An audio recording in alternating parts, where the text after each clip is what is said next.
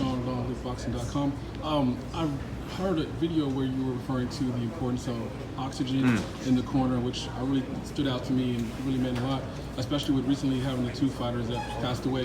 Why is that so important? Why hasn't it happened? Again, it's something for the experts, but as I understand it, the ability to take increased oxygen on to the brain and to organs can take the stress off them.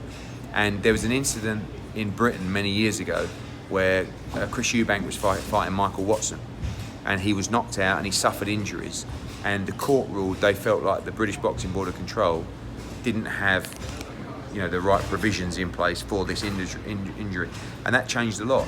And now in Britain, at every fight there's a paramedic with oxygen, and you'll see over there that if there's a fight where a fighter has had a tough fight or is distressed after the fight, they'll put oxygen on them straight away. We had it last Saturday with a fighter called David Allen, who stopped on his stool. He was sort of dizzy. They put the oxygen straight on him.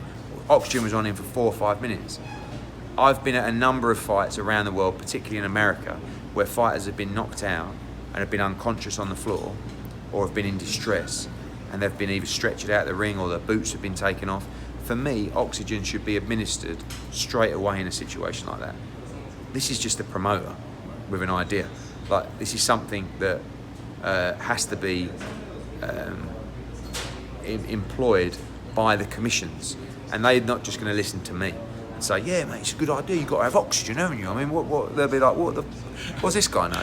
So it's going to take the experts to say, and there is evidence of this in Britain, and there is brain injury specialists who have said this is very important. Right. So, and it doesn't cost anything. Like, we'll pay. It's not a problem. What is it? It'd be like a couple of $1,000s a night. Right. But it could save someone's life, and it has saved lives in the UK. And the British Boxing Board of Control do a brilliant job in that respect. So, it's it's something that I hope the commissions will adopt.